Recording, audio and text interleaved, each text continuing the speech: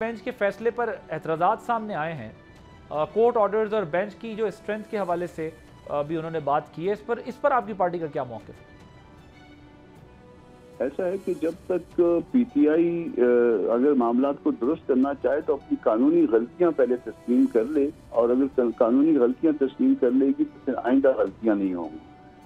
क्या उन्होंने उस पार्टी के साथ इल्हाक किया जाके जिसने इलेक्शन में हिस्सा लिया था? जवाब होगा कि नहीं। जो जजमेंट अंडर रिव्यू थी उसमें क्या वो 3 दिन का टाइम जो है इंलार्ज किया जा सकता था? जवाब है कि नहीं।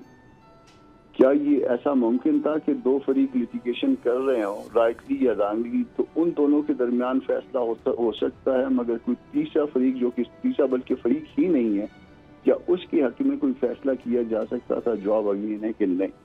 तो वो जो जजमेंट अंडर रिव्यू थी वो दुरुस्त नहीं थी, उसमें बहुत सारे फ्लॉज थे, और इसमें ठीक ये बात हो सकती है कि कुछ मतलब शहर के लोग भी जालिम थे, मगर कुछ पीटीआई को मरने का शौक था, और जो कुछ हुआ वो उन्होंने इनवाइट किया था। आपकी बातों से वैसे ये इंप्रेशन मिलता है कि पीटीआई की कानूनी हिकमत अमली की वजह से फैसला खिलाफ आया है। जो कुछ वक्त के अंदर, जिस गिवन टाइम के अंदर करना चाहिए था वो नहीं कर पाए।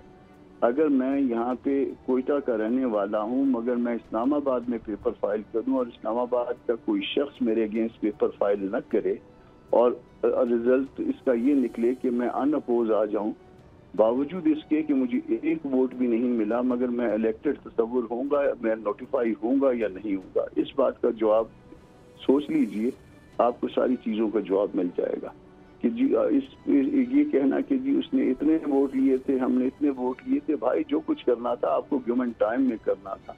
वो गिवन टाइम आपने जानबूझ के छोड़ दिया, या फिर आपने किसी मजबूरी के तहत छोड़ दिया, या फिर आपको पता नहीं था। तो जो भी इसमें सूरत हाल हो, आपसे जो है ना ये मसला जो है वो आप कानूनी तौर पर रखें।